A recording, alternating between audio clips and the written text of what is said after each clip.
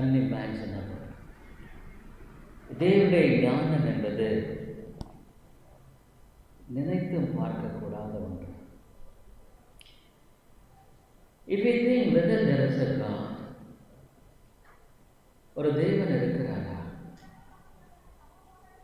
I always look at the sky. வானத்தை பார்க்கிறது உண்டு. Because the great intelligence of God is revealed in the sky. வானத்தை பார்க்கும் பொழுது தேவனுடைய ஞானம் எவ்வளவு பெரியது என்பதை நம்மால் விளங்கிக் கொள்ள முடியும். Even the Bible says that nobody can excuse themselves in the day of judgment, because God's creation is such a witness to bear of God's existence. தேவன் ஒருவர் இருக்கிறார் என்பதை இந்த வானமே பேசுகிறது. How beautifully God created. இவ்வளோ அழகாக உருவாக்கியிருக்கிறார். The sun is different from the earth. சூரியன் பூமியிலிருந்து வித்தியாசமானது. How the earth rotates on its own axis. பூமியானது தானாக சுழலுகிறது. It rotates around the sun. சூரியனை சுற்றியும் அது சுற்றுகிறது. It rotates on its own axis around 1000 kilometers. 1000 kilometre ஸ்பீடில் இந்த பூமி சுற்றிட்டுருக்கு. நம்ம உட்கார்ந்துருக்கிற பூமி, the earth. And it moves around the sun 10,000 miles speed. 10,000 mile speed ஒரு மணி நேரத்தில் நகருது. Do you think that it automatically came? இவைகளெல்லாம் தானாக வந்திருக்குன்னு நீங்கள் நினைக்கிறீங்களா? Never. There is a great intelligence behind this. இதுக்கு பின்னால் மிகப்பெரிய ஒரு அறிவு இருக்கிறது. That is God. So how God, even almost 4,000 years back, He has revealed the plan of salvation. ரட்சிப்பினுடைய திட்டத்தை 4000 ஆண்டுகளுக்கு முன்பாக ஆண்டவர் வெளிப்படுத்தி இருக்கிறார். In Genesis 22nd chapter, ஆதியாகமம் 22வது அதிகாரத்தில், God called Abraham. ஆபிரகாமை பார்த்து அழைத்தார். God said, you must offer your son as a burnt offering. அதாவது ஆண்டவர் சொன்னார், தகன பலியாக பலியிடு. அதாவது வெட்டிட்டு எரிக்க வேண்டும். He must kill his son and he must burn him. So in Genesis 22nd 22:2 பார்க்குறோம், Abraham started in the morning very early. அதிகாலையில் கிளம்புகிறான். 3 days he traveled. 3 நாள் பிரயாணம் பண்ணான். After that, when he saw the mountain was there, பார்த்த பொழுது மலை அங்கே இருக்கிறது. The mountain which God said to offer his son. தன்னுடைய மகனை பலி செலுத்தும்படியான அந்த மலையை பார்க்குறான். He said to the people who are helpers to him, அவனுக்கு உதவியாக இருந்த மக்களை பார்த்து சொல்கிறான்.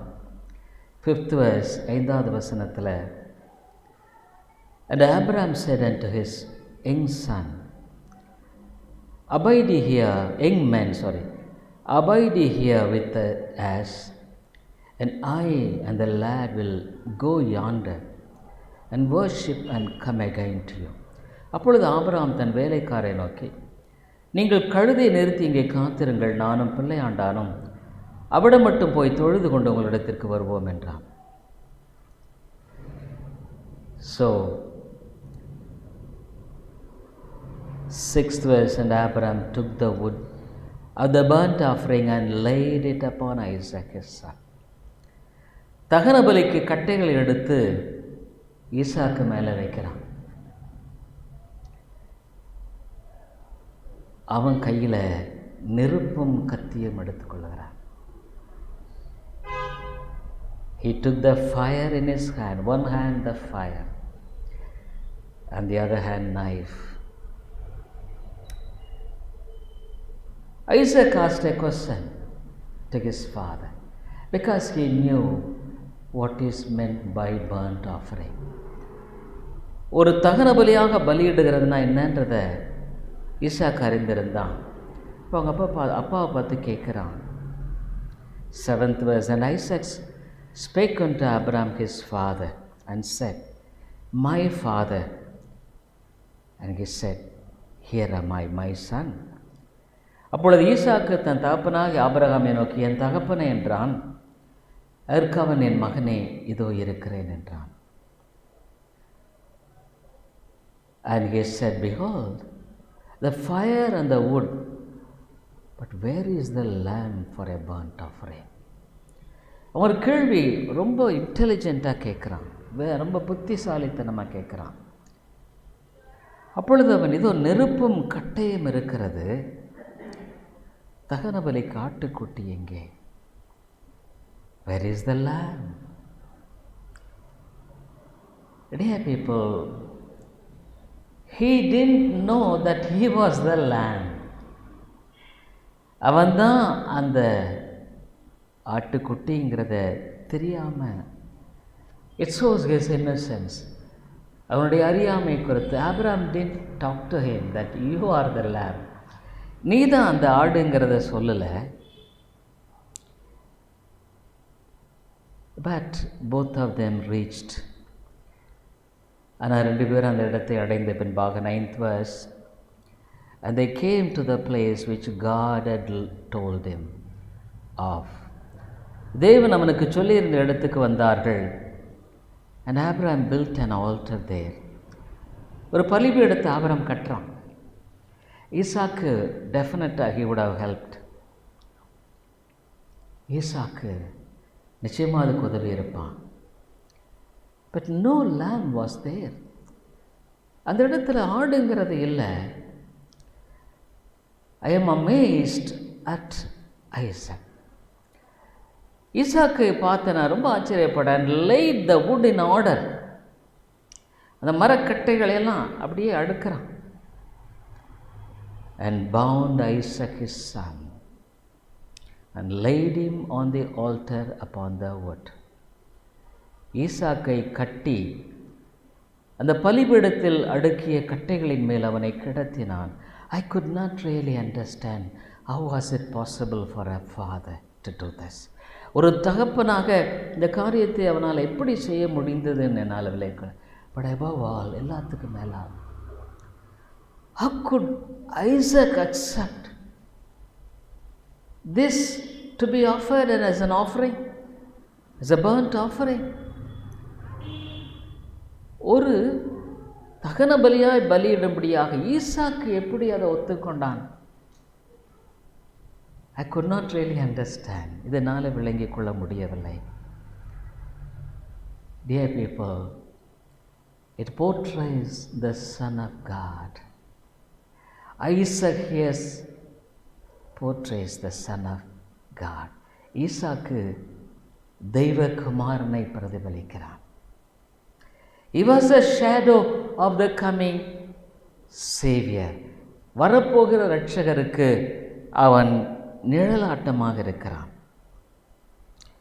Dear people, Christianity is a religion of offering ourselves to God.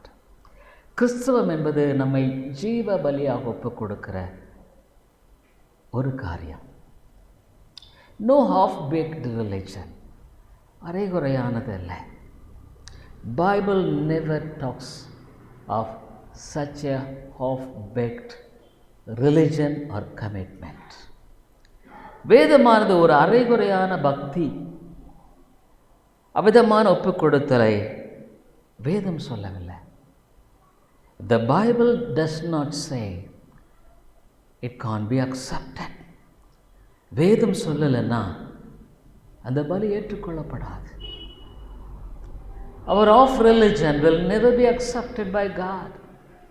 நம்முடைய அரைகுறையான பக்தி வேதத்தினால் தேவனால் அங்கீகரிக்கப்படுவதில்லை.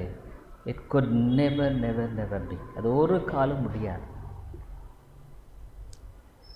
So dear people, the Lord Jesus Christ, in the same way, He was led to the altar, the cross. சிலுவை அண்டை பலிபீடத்தண்டை அழைத்து செல்லப்படுகிறார். Almost 3,300 years afterwards, 3,300 ஆண்டுகளுக்கு பின்பாக, a man called Isaiah, ஏசாயா என்கிற ஒரு மனிதன், a prophet, wrote about almost the reflection of Isaac. ஈசாக்கினுடைய இந்த காரியத்தை பிரதிபலிக்கக்கூடிய ஒரு காரியத்தை எழுதுகிறதை பார்க்கிறோம். In Isaiah 53, ஏசாயா 53வது அதிகாரத்தில் we read that. அதை நாம் வாசிக்கிறோம். Isaiah 53rd chapter, ஏசாயா 53வது அதிகாரத்தில் we see the same reflection of it. அதனுடைய பிரதிபலிப்பை நாம் பார்க்கிறோம். Isaiah 53. Dear people, many people could not believe it. அநேகர் இதை விசுவாசிக்க முடியவில்லை. Even today many people are not believing this. Truly, அநேகர் இன்றைக்கும் கூட உண்மையாக விசுவாசிக்கிறது இல்லை. So it could not be applied in their lives. ஆகவே அவருடைய வாழ்க்கையில் இது பொருத்தப்பட்டு வாழ்கிற வாழ்க்கை அவர்களால் ஜீர்ணிக்க முடியவில்லை. They could not fathom, contemplate such a life. Isaiah 43:1, that's why he starts with, ஆகவே இப்படி ஆரம்பிக்கிற 1வது வசனம், who hath believed our report, and to whom is the arm of the Lord revealed. எங்கள் மூலமாய் கேள்விப்பட்டதை விசுவாசித்தவன் யார்? கர்த்தருடைய புயம் யாருக்கு வெளிப்பட்டது? There are two things. 2 காரியம் சொல்லப்படுகிறது. இதை விசுவாசித்தவன் யார்? Who had believed? To whom God revealed this truth. The incident happened. நிகழ்ச்சி நடைபெற்றது. ஆனால் யார் இதை நம்பினார்கள்? Who believed it? அடுத்து சொல்றாரு, யாருக்கு தேவன் இதை வெளிப்படுத்தினார்? Why should it be revealed? ஏன் இது வெளிப்படுத்தப்பட வேண்டும்? Because unless God reveals, a man could never be able to understand the very fringe of God Himself and the work of God. தேவனாக ஒரு மனிதனுடைய வாழ்க்கையில் வெளிப்படுத்தவில்லை என்றால், தேவனுடைய காரியங்களை, ஆவிக்குரிய காரியங்களை ஒரு மனிதன் விளங்கி கேட்டுக்கொள்ளவே முடியாது. Dear people, the Bible tells one thing. The வேதம் சொல்லுது, வாசிக்கிறவன் சிந்திக்க கடவன். Those who read, think over it. Those who hear, think over it. யோசிச்சு பார். Suppose if we go to a place where they speak about the way of multiplying your business or multiplying your money or how to become rich, ஒருவேளை ஒரு கூட்டத்துக்கு நீங்கள் போகிறீங்க. அந்த கூட்டத்தில் உங்களுடைய வியாபாரத்தை எப்படி பெருக்குவது, உங்களுடைய பணத்தை எப்படி பெருக்குவது, நீங்கள் எப்படி பணக்காராவது, if it is being told, அது சொல்லப்படுமானால் everybody will be very active, because the person who goes there itself will go prepared in his mind to hear that. அந்த இடத்துக்கு போகிற மனுஷன் அதை யோசித்து அந்த இடத்துக்கு அவன் போகிறான். why? ஏன்னா his intention is that I should really become rich. நான் பணக்காரனாகணும். my business should flourish. என்னுடைய வியாபாரம் விருத்தி ஆகணும். so many things. but every year, every Sunday, throughout the world, ஒவ்வொரு ஞாயிற்றுக்கிழமை உலகம் முழுவதுமாக இந்த வேதம் போதிக்கப்படுகிறது. The Bible is being preached. But how many people really think after going from this place about the preaching done? பண்ணின பிரசங்கத்தை பற்றி எத்தனை பேர் உண்மையாலுமே போதகர் என்ன போதிச்சார்னு யோசிச்சு செயல்படுறாங்க? How many people? I honestly ask you, உங்களை நான் நேர்மையாக கேட்குறேன், how many times you have thought about the preaching? உங்களில் எத்தனை பேர் இந்த பிரசங்கத்தை குறித்து இன்றைக்கி போதகர் இப்படி பேசினாரே அதை பற்றி என்ன? Oh, the preacher preached like this. What about that? அதை பற்றி என்ன? Honestly speaking, I don't think that even one or two even think about that. ஒருத்தர் ரெண்டு பேர் கூட யோசிக்கிறாங்கிறத நேர்மையாக பார்த்தா உண்மையாலுமே இருப்பாங்களா அப்படின்னு யோசிக்க வேண்டியதாக இருக்குது. ஏன்? காரணம் என்ன? Dear people, Bible says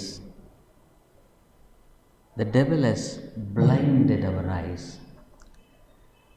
பிசாசு நம்முடைய கண்களை குருடாக்கி போட்டிருக்கிறான்னு பைபிள் சொல்லுது.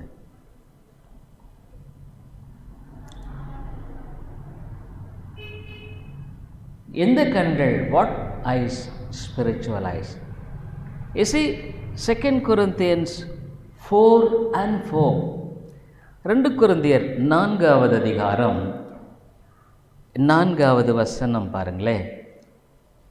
2 Corinthians 4th chapter and 4th verse. 2 கொரிந்தியர் 4வது அதிகாரம் 4வது வசனம். What the Bible says? வேதம் என்ன சொல்லுது பாருங்க. In whom the God of this world, இந்த உலகத்தின் தேவன், இந்த பிரபஞ்சத்தின் தேவன், God only created, தேவன் தானே சிருஷ்டித்தார். But how could God of this world? Who is this God of the world? இந்த உலகத்தினுடைய தேவன் யாருங்க? The devil, பிசாசு. Hath blinded the minds of them which believe not. தேவனுடைய இப்பிரபஞ்சத்தின் தேவனானால் அவருடைய மனதை குருடாக்கி இருக்கிறான்.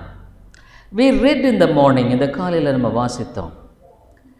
When Adam and Eve, ஆதாம் ஏவாள்,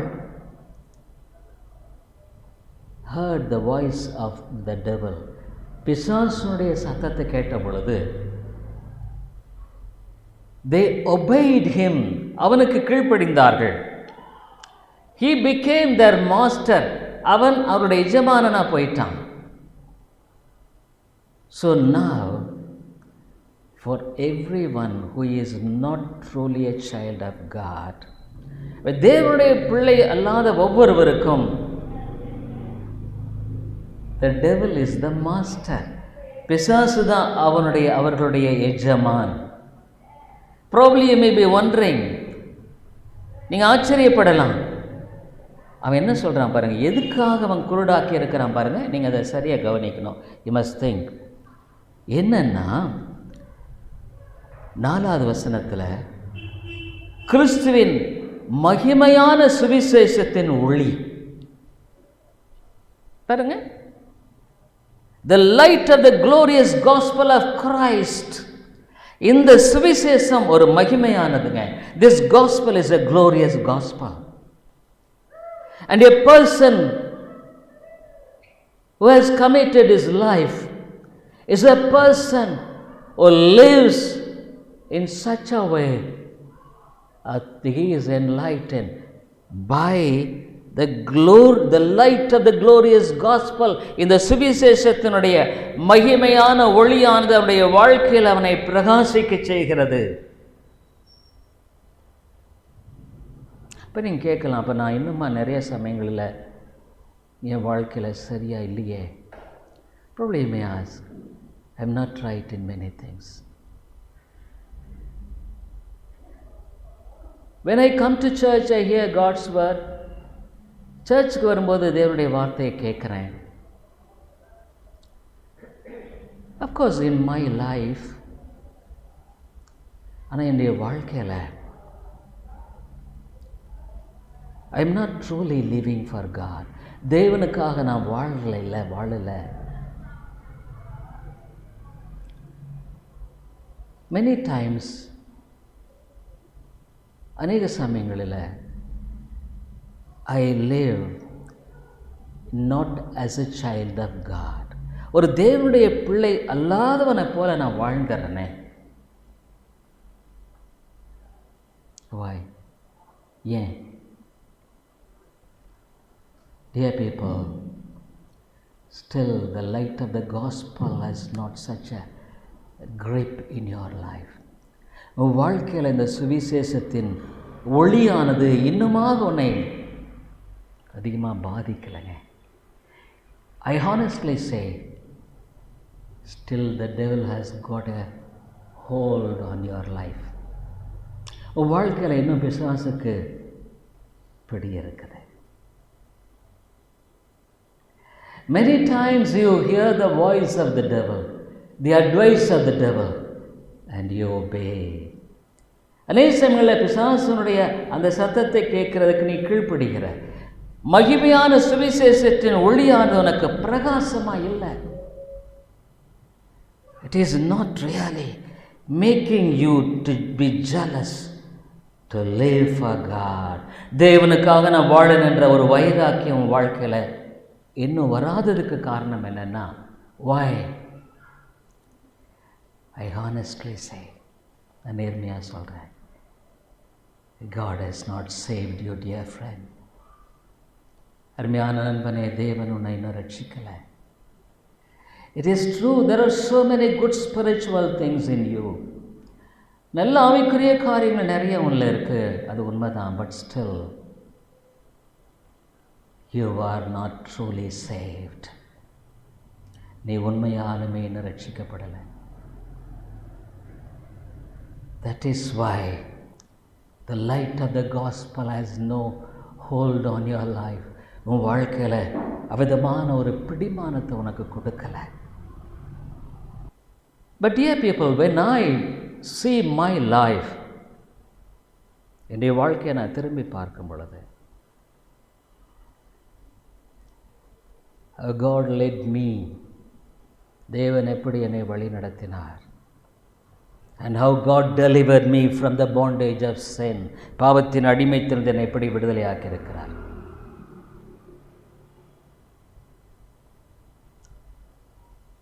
Otherwise, I can't preach it with an honest heart. ஒரு உண்மையான நேர்மையான இருதயத்தோடு உங்கள்கிட்ட நான் பிரசங்கம் பண்ண முடியாது. If so, I am a hypocrite. இல்லைன்னா ஒரு மாயமாலக்காரன், அவ்வளவுதான். I am a hypocrite if I preach something which I am not delivered of. என்னுடைய வாழ்க்கையில் விடுதலையாக்கப்படாத ஒரு காரியத்தை குறித்து நான் இன்னைக்கு பேசுவேனா, நான் ஒரு மாயமாலக்காரன். I am a hypocrite. Before God I have to give an account. தேவனுக்கு முன்பாக நான் கணக்கு கொடுக்கணும். I am not preaching what God has not done in my life. என் வாழ்க்கையில் செய்யாத ஒரு காரியத்தை நான் பிரசங்கம் பண்ணலை. This gospel enlightened my heart, enlightens my heart. இந்த சுவிசேஷம் என்னுடைய இருதயத்தை பிரகாசிக்க செய்தது, பிரகாசிக்க செய்கிறது. ஆனால் அடுத்த பகுதி பாருங்க, யாருக்கு இந்த சுவிசேஷம் பிரகாசமாக இராது?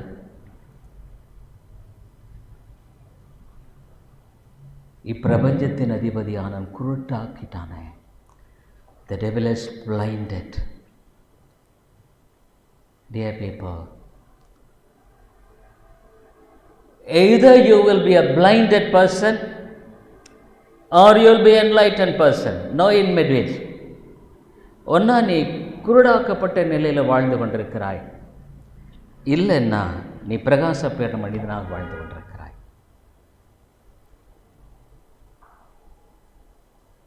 So dear people, when I say you must think, நான் சொல்லும் பொழுது நீ யோசிக்கணும். There comes the role of the Spirit. அங்கே ஆவியானுடைய செயல் வருகிறது. நீ யோசிக்கணும், அப்போ ஏன் வாழ்க்கை? If so, where am I? நான் எங்கே நின்றுட்டுருக்கிறேன்? Where am I standing? நான் எங்கே நின்றுட்டுருக்கிறேன்?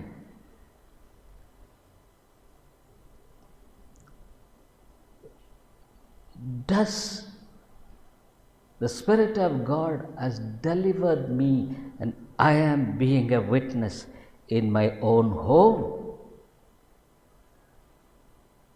ஆண்டவர் என்னை விடுதலை ஆக்கியிருக்காரா? என் சொந்த வீட்டில் நான் சாட்சியாக வாழ முடிகிறதா? As a testimony that God has delivered me, தேவன் என்னை விடுதலை ஆக்கினுடைய சாட்சியாக நான் வாழ முடிகிறதா? I tell you, dear people, this is honest testimony which I would like to give. God has enlightened me. தேவன் என்னை பிரகாசிக்க பண்ணினதுனால, I tell you, I am not only in the pulpit, even in my house. வாழ்க்கையில் அப்படித்தான் நான் வாழ்கிறேன். There is nothing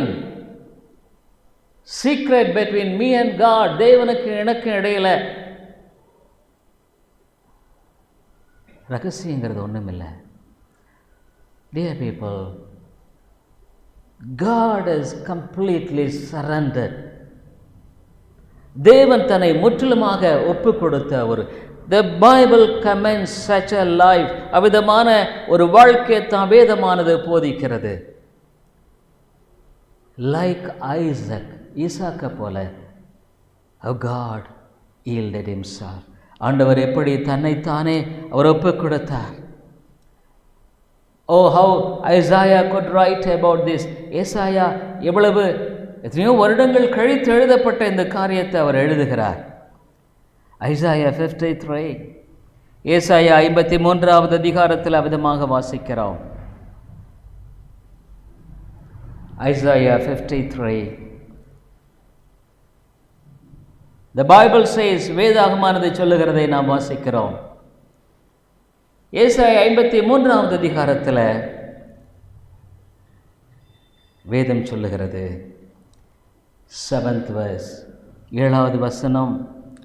ஏசாயா 53:7, அவர் நொறுக்கப்பட்டும் ஒடுக்கப்பட்டும் இருந்தார், ஆனாலும் தம்முடைய வாயை அவர் திறக்கவில்லை.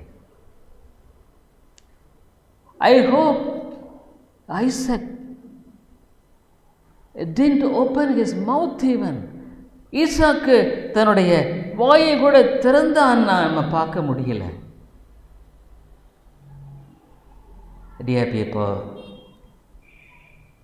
when Jesus was led to the cross, சிலுவை அண்டை வழிநடத்தப்பட்ட பொழுது தம் வாயை திற, அப்படின்னா என்னன்னா, He didn't murmur. முறுமுறுக்கல.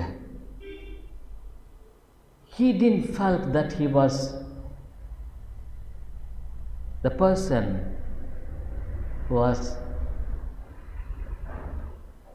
who did injustice to him. அவருக்கு அநீதி இழைக்கப்பட்டதாக அவர் நினைக்கல. அவர் அங்கே எந்த விதத்திலும் முறுமுறுக்கவில்லை. வேதம் சொல்லுது, அங்கே பின்னால் பாருங்க, அடிக்கப்படும்படி கொண்டு போகப்படுகிற ஒரு ஆட்டுக்குட்டியை போலவும், தன்னை மயிர் கத்திரிக்கிறவனுக்கு முன்பாக சத்தமிடாதிருக்கிற ஆட்டை போலவும் அவர் தம்முடைய வாயை திறவாதிருந்தார். He didn't open his mouth. A complete yieldedness, ஒரு முழுமையான அந்த இடத்துல அவர் தன்னை ஒப்பு கொடுக்கிறதை பார்க்கிறோம். A sheep before her shearers is dumb, so he opened not his mouth. Dear people, he never opened his mouth and cursed the people. மக்களை சபிக்கல. He was crucified, cruelly treated, கொடூரமாக அவர் கையாளப்பட்டார், சிலுவையில் அறைந்தார். Not a single expression of enmity, bitterness. ஒரு சின்ன ஒரு உணர்வு கூட, கசப்பையோ ஒரு விரோதத்தையோ அவர் பாராட்டவில்லை. He was laid on the altar. பலிபீடத்தின் மேலே கிடத்தப்பட்டார். Dear people, we must think what we hear. நம்ம யோசிக்கணும். நிறைய பேர் நீங்கள் என்ன நினைக்கிறீங்கன்னா, many of you, what I think about you, உங்களை பற்றி நினைக்கிறேன்னா, ஆண்டவருக்கு முழுமையாக ஒப்பு கொடுத்துட்டா நிறைய காரியங்களை ஒரு வேளை நம்ம இழந்துருவோமோ. If we commit our lives to God, shall we lose many things? நிறைய காரியங்களை இழந்துருவோமோ. நீங்கள் ஒரு நாள் நினைக்கிறீங்க, இப்படியும் நம்ம வாழ முடியுமா? Is it possible to live like this?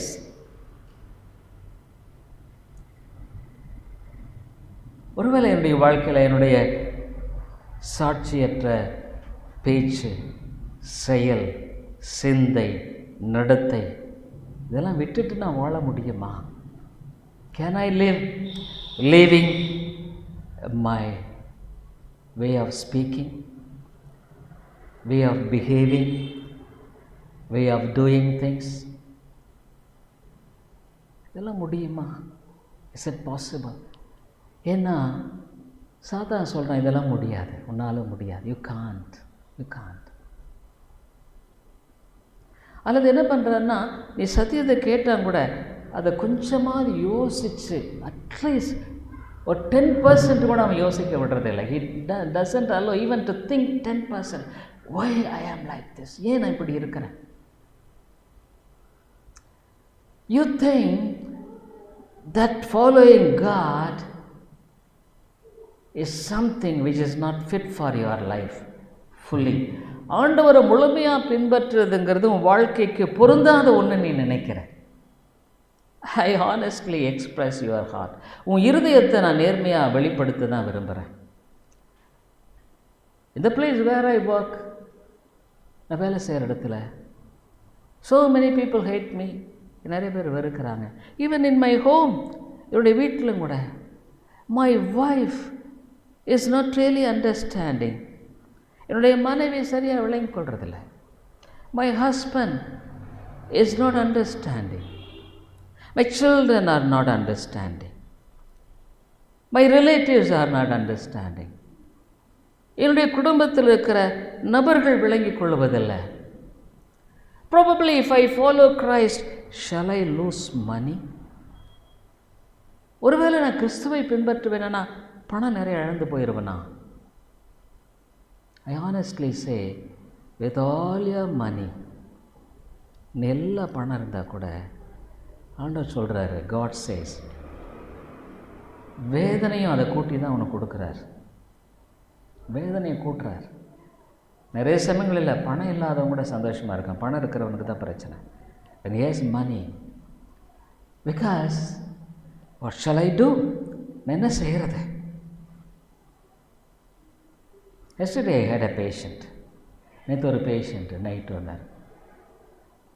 I not in the night, at the daytime. He is from Pondicherry. No, he is from Erkat. He goes to Pondicherry. ஏற்காட்டிலேருந்து பாண்டிச்சேரிக்கு போகிறார். ஃபீவர். சொன்னார், sir tomorrow I am going to Pondicherry, can I have some? நாளைக்கு பாண்டிச்சேரி போகிறேன், கொஞ்சம் குடிக்கலாமா? Because he is having a lot of money, பணம் இருக்குது. I go by car. I am not driving, somebody is driving. நான் ஓட்டல, யாரோ ஓட்டுறாங்க. I tell you, dear people, I tell you because you don't really understand the basic. அடிப்படையே உனக்கு தெரியல. What is the basic? என்ன அடிப்படைன்னா, என் வாழ்க்கையை நான் ஆண்டவர் கையில் கொடுத்துட்டா. If I commit my life to God, He will take care of my bad nature. என் பொல்லாத சுபாவத்தை அவர் கையாளுவார். He will change me. என்னை மாற்றுவார்.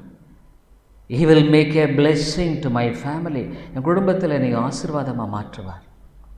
When I pray to God, God will hear and answers my prayer. நான் ஜெபம் பண்ணும்பொழுது ஆண்டவர் என் ஜெபத்தை கேட்டு பதிலளிப்பார். You may say, oh, I prayed for this and God answered. இதுக்காக ஜெபித்தேன், கர்த்தர் பதிலளித்தார். But so many things, it is true, God is so merciful. ஆண்டவர் கிருபையா. ஆனால் நிறைய காரியங்களில் உன் ஜெபம் கேட்கப்படுறது இல்லையே. Your prayer is not really answered. You pray, ஜெபிக்கிற, but your prayers are not answered. உன் ஜெபம் கேட்கப்படுறதில்லை. You don't have a living relationship with God, dear friend. உனக்கு ஒரு ஜீவனுள்ள தொடர்பு தேவனோடு கூட இல்லை. Your prayer is a nominal. நீ செய்கிற ஜெபம் ஒரு பெயரளவான ஜெபம். You don't have an assurance that God will hear and answer. உனக்கு ஒரு இளைப்பாறுதலான ஒரு அமைதி இல்லை. நான் தேவனிடத்தில் ஜெபிக்க நான் பதில் சொல்லுவார். This morning the Lord was speaking to me, really speaking. It's the Spirit of God, தேவாவியானவர். I will pray a lot. நான் அதிகமாக ஜெபிப்பேன். I'll pray for so many people. நிறைய பேருக்கு ஜெபிப்பேன். But I believe my God knows the best answers for my prayers. God gave the assurance. என்னுடைய தேவன் மிகச்சிறந்த பதிலை எனக்காக வைத்திருக்கிறார், நான் அறிந்திருக்கிறேன். Dear people, this is something which a life of blessing spiritually, ஆவிக்குரிய பிரகாரமாக வாழுகிற வாழ்க்கை அதுதாங்க. அதனால வேதம் என்ன சொல்லுது? நான் சரண்டர், உன்னை ஒப்புக்கொடு. அதுக்கு கீழான காரியத்தை பைபிள் சொல்லலை. Bible never says. In Romans 12:1, ரோமர் 12 அதிகாரம் 1வது வசனத்தில் என்ன சொல்லுது? I hope I would like to finish very quickly. சீக்கிரமாக முடிக்கணும்னு விரும்புகிறேன். எல்லாத்தையும் சொல்லிட்டு 11 chapters, 11 அதிகாரத்தில் எத்தனையோ சத்தியங்களை சொல்கிறார். So many truths he talks about. இவ்வளவும் பேசிட்டு 11 அதிகாரத்தில் பேசிட்டு அவர் சொல்கிறாரு, என்ன சொல்கிறாருன்னா,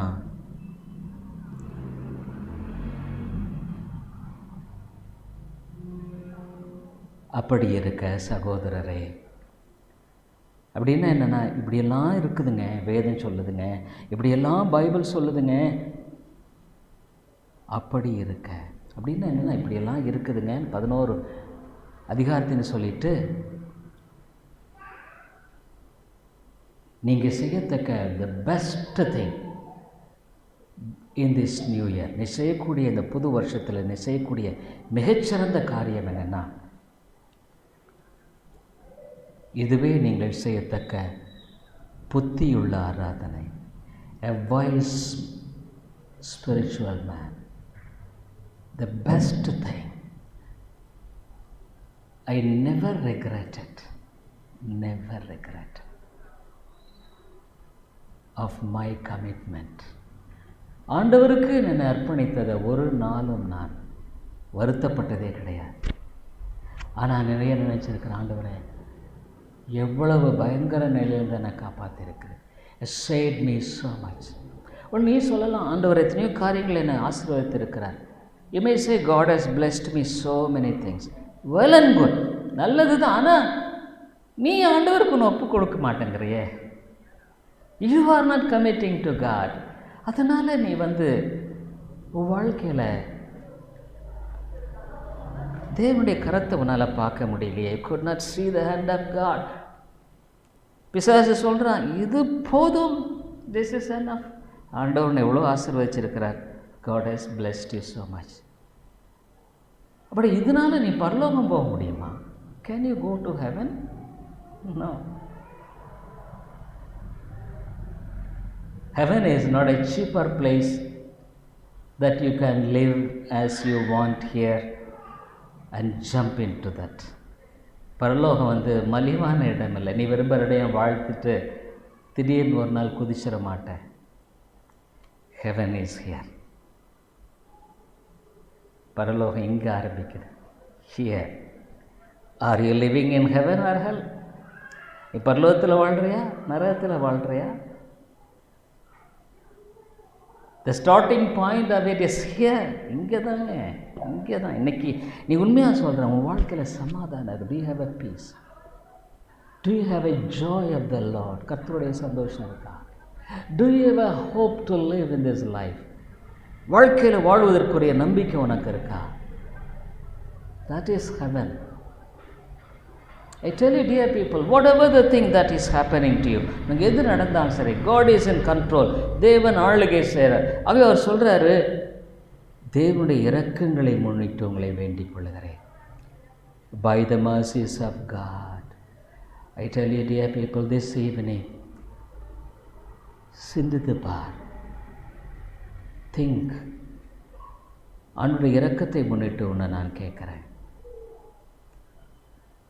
உன்னை ஜீவ பலியாய் ஒப்பு கொடுக்க முடியாத ஆண்டவர் கேட்குறேன். as a living sacrifice. நீ ஆண்டவர் எனக்கு அதை செய்திருக்கார், இதை செய்திருக்கிறாருங்கிறதெல்லாம் இதுக்கு பக்கத்தில் கூட நிற்காது. It will never stand. What are all the things that you do? ஆனால் இனி சொல்கிறேன், ஆண்டவரே, I lay down like God. I lay down my life like Isaac.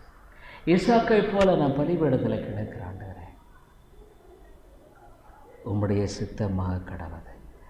Jesus prayed, Father, இந்த பாத்திரம் என்னை விட்டு நீங்க கூடுமானால் நீங்கட்டும், but not my will but your will. Father, I lay down my life. I will live what you want me to do accordingly. நீ சொல்கிறபடி நான் வாழ விரும்புகிறேன். Atleast you don't have strength to live that. அதுக்கு நீ வாழ்றதுக்கு பலம் இருக்காது. பட் when you surrender, நீ உன்னை அர்ப்பணிச்சேன்னா தான் God strength will strengthen you. உன்னை பலப்படுத்தும். அர்ப்பணிக்காமல் வாழ்க்கையில் இன்னொன்று என்ன தெரியுங்களா? பரிசுத்த ஆவியானவர் உங்கள்கிட்ட இல்லாததுனால, because you don't have the spirit of God in you, சோதனை வந்தோன்னா படார்னு நீ விழுந்துடுற. when there is temptation, உனக்கு தெரியும், ஐயோ நான் பேசுகிறது தப்பு, what I talk is wrong, what I do is wrong, நான் செய்கிறது தப்பு எல்லாம் உனக்கு தெரியும். ஆனால் கூட பட்டு நீ விழுந்து போயிடுவேன். You just flat. ஏன்? உன் பலத்தினால வாழ முடியாது. You can't live on your strength. You need the strength of the Spirit of God. தேவாவியனுடைய பலன் தேவை உனக்கு. அதுக்கு நீ என்ன பண்ணணும்? உன்னை ஒப்புக்கொடு, சரண்டர். ஆண்டவரே, இந்த வருஷத்தில் நீ என்ன சொல்கிற அதை மாத்திரம் செய்ய எனக்கு உதவி செய்யும். அதுதாங்க ரட்சிப்பு. ஏன்னா நான் நிறைய சமயத்தில் ஜெபிக்க, ஆண்டவர் இந்த சர்ச்சில் எத்தனையோ பேர் வர்றாங்க, ஆனால் அவங்க பரலோகம் போவாங்கன்ற நம்பிக்கை எனக்கு எத்தனை பேரில் நான் சொல்ல முடியும்னு என்னால் சொல்ல முடியல. I could not say honestly what I pray to God. தேவனிடத்தில் நேர்மையாக சொல்கிறேன். ஆனால் அவங்க போவாங்களே எனக்கு தெரியல ஆண்டவரே. I don't know. I am not the judge. நான் தீர்ப்பளிக்கிறது நான் அல்ல, ஆனால் வேதம் ஒன்று சொல்கிறத நான் உங்களுக்கு சொல்ல வேண்டியது. I have to tell.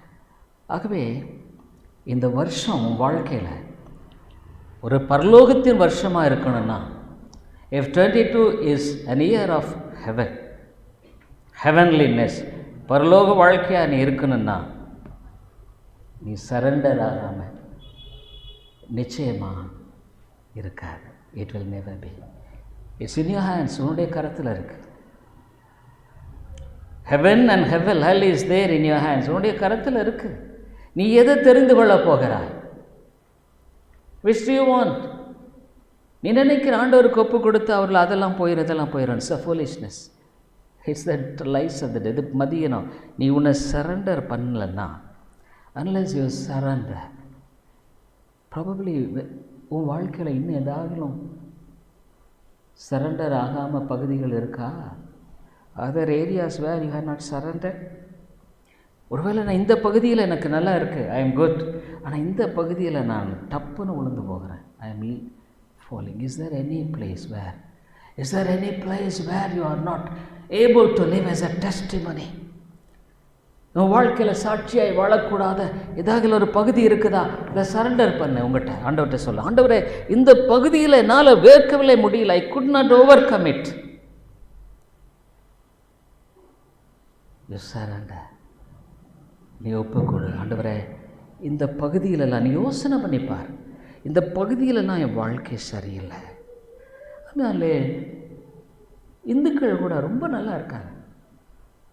so many Hindus, they worship the idols and they are well off. நல்லா இருக்காங்க. Psalm 73. அதில் இயேசு என்னமோ எனக்கு இதை கொடுத்தார் அதை கொடுத்தார், இதிலேயே நீ வாழ்ந்துட்டு இருந்தேன்னா அவங்களுக்கும் உனக்கும் பெருசான வித்தியாசம் இல்லைங்க. if you God has blessed this, blessed that, no difference. I was a person worshipping the idols.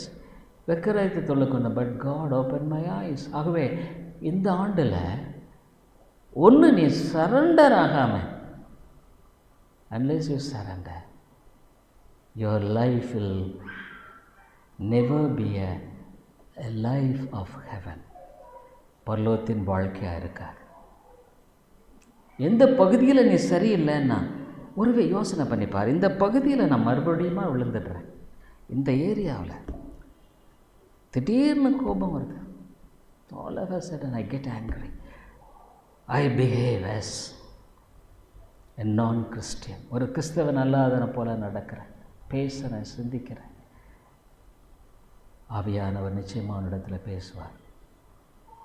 இயேசுவை போல நீ பலிபீடத்தில் கிடத்த ஆயத்தமாக இருக்கிற, are you willing to lay down your life? இல்லைன்னா ஒன்று சொல்கிறேன் கேளுங்க, நீ பணம் சம்பாதிக்கலாம், you may earn money, ஆனால் ஆண்டவர் வேதனையை கூட்டுவார். நீ ஒருவேளை வீட்டை கட்டலாம், ஆண்டவர் வேதனையை கூட்டுவார். ஒருவேளை நீ இதை செய்யலாம் அதை செய்யலாம், ஆண்டவர் வேதனையை கூட்டுவார். என்ன வேதனை சொல்லுது? தேவன் கொடுக்கிற ஐஸ்வர்யத்தில், தேவன் கொடுக்கிற ஆசீர்வாதங்களில் வேதனை இல்லை, வேதனை இல்லை. There is peace and joy. ஜெபிப்போம். அன்புள்ள ஆண்டவரே, நாங்கள் தெளிவாக உம்முடைய சத்தியத்தை இந்த நாளில் பார்த்தோம். ஆண்டவரே, இந்தந்த பகுதிகளெல்லாம் என் வாழ்க்கை சாட்சியாக இல்லை இன்னைக்கு வரைக்கும் அப்படின்னுட்டு ஒருவேளை உம்முடைய ஆவியானவர் உணர்த்துவாரானா, அந்த பகுதிகளை உம்மிடத்தில் ஒப்பு கொடுக்க உதவி செய்யும். நான் இந்த பகுதியில் அடிக்கடி விழுந்து போகிறேன், அடிக்கடி விழுந்து போகிறேன். I fall in this trap. மன்னியம் ஆண்டவரே, என்னை மன்னிச்சிடலாம். இந்த 22 நான் அதே மாதிரி போக வேண்டாம். I don't want to go the same way. ஆண்டவரே, எத்தனையோ காரியங்களை நான் செய்கிறேன், ஆனால் எனக்கு சமாதானம் இல்லை. எத்தனையோ காரியங்களை நான் சாதிக்கிறேன், ஆனால் சமாதானம் இல்லை. எத்தனையோ காரியங்களை நான் சம்பாதிக்கிறேன், சமாதானம் இல்லை. எத்தனையோ காரியங்களில் என் வாழ்க்கையில் நிறைவாக இருக்குது, ஆனால் சமாதானம் மட்டும் இல்லை. ஆண்டவரே, ஐயோ ஆண்டவரே, ஒருவேளை இங்கே இருக்கிற சகோதர சகோதரிகள் ஒரு ஆன்லைனில் கேட்குற சகோதரி எத்தனை பேர் இன்னும் ஒரு சமாதானம் இல்லை, சந்தோஷம் இல்லை, ஒரு விடுதலை இல்லை, ஒரு மீட்பின் நம்பிக்கை இல்லை. அப்படின்னு இருக்கிற ஒவ்வொருவரையும் உம்முடைய பாதங்களில் அர்ப்பணிக்கிற ஆண்டவரே, உம்முடைய பாதங்களில் அவர்களை கொண்டு வருகிறேன். ஆண்டவரே, நீர் அவரிடத்தில் பேச மாட்டீரா? ஐயோ ஆண்டவரே, ஒருவேளை அவங்க வாழ்க்கையில் இந்த உலகத்தில் இப்படியெல்லாம் வாழ்ந்து கடைசியில் நரகம் போவார்களானால், ஆவியானவரே, நீர் எப்படி பேசுவீரோ எனக்கு தெரியாது. I don't know how you will talk. ஆனால் நீர் பேசி ஆகணும் ஆண்டவரே. You must, their lifes must be change. உங்கள் வாழ்க்கையை மாற்றப்படணும். குடும்பத்தில் சமாதானம் இருக்கணும், சமாதானம் இருக்கணும். ஒருவேளை எல்லாம் இருக்கு, ஆனால் சமாதானம் இல்லை. No peace in the home. ஒருவேளை நான் தான் அதுக்கு காரணமா? am I the cause அப்படின்னு யாராவது நினைச்சுதானா? ஆண்டவரே, விட்டுடாதிரும், இல்லை விட்டுட வேண்டாம் ஆண்டவரே. ஆவியானவரே, விட்டு விடாதிரும். ஒருவேளை என் வாழ்க்கையில் பாடு, கஷ்டம், உங்களை குடும்பத்தில் வியாதிகள், வருத்தம் வந்தால் கூட ஏன் காரணம்? ஏன் ஆண்டவரே? நீர் பதில் சொல்லுகிற தேவன். ஒரு காரணம் இல்லாமல் எந்த ஒரு காரியம் எனக்கு நிகழாது. இல்லை எனக்கு வேதனை கொடுக்கப்பட்டிருக்குமா, ஒரு காரணம் இல்லாமல் அது எனக்கு நிகழ்வது இல்லை. ஏன்? அதிலிருந்து என்னை விடுதலையாக்க மால கூடும். நான் இன்னும் அடிமைப்பட வேண்டிய அவசியம் இல்லை. வேதம் தெளிவாய் சொல்லுகிறது, குமாரன் விடுதலையாக்கினால் மெய்யாகவே விடுதலை ஆவீர்கள். ஆகவே நீர் பேசும் ஆண்டவரே, பேசும். இயேசுவின் நாமத்தில் ஜெபிக்கிறோம் நல்ல பிதாவே, ஆமென். I hope the Lord is blessing you through this preaching of God's word, and we are glad to inform you that you could contact me over my mobile phone and WhatsApp number 98427-67184 and my email ID davidilongo100@gmail.com, davidilongo100@gmail.com. Thank you very much. கிறிஸ்துவுக்குள் அன்பானவர்களே, நீங்கள் தொடர்ந்து இந்த தேவ செய்திகள் மூலமாக ஆசீர்வதிக்கப்பட்டு வருகிறீர்கள் என்று நாங்கள் நம்புகிறோம். எங்களுடைய ஞாயிறு ஆராதனை காலை 10:30 மணிக்கு இந்திய நேரப்படி, மாலை 6:30, ஒவ்வொரு புதன்கிழமை மாலை 6:30 மணிக்கு வேத ஆராய்ச்சி கூட்டம் உண்டு. இந்த கூட்டங்களில் நீங்கள் ஆன்லைனில் கலந்து கொள்ள உங்களை அன்போடு கூட அழைக்கிறோம். மேலும் உங்களுடைய ஆவிக்குரிய பாரங்களை நீங்கள் தயவுசெய்து எங்களோடு கூட பகிர்ந்து கொள்ளலாம். இன்னுமாக உங்களுக்கு ஆவிக்குரிய ஆலோசனை அல்லது இந்த சத்தியத்தை குறித்த தெளிவோ அல்லது விளக்கமோ தேவையானாலும் கூட என்னோடு கூட நீங்கள் தொடர்பு கொள்ளலாம். என்னுடைய வாட்ஸ்அப் எண், இன்னுமாக மொபைல் எண் 9842767184 9842767184. இன்னுமாக நீங்கள் இமெயிலில் தொடர்பு கொள்ள வேண்டுமானால் என்னுடைய இமெயில் ஐடி davidilongo100@gmail.com, davidilongo100@gmail.com. நன்றி.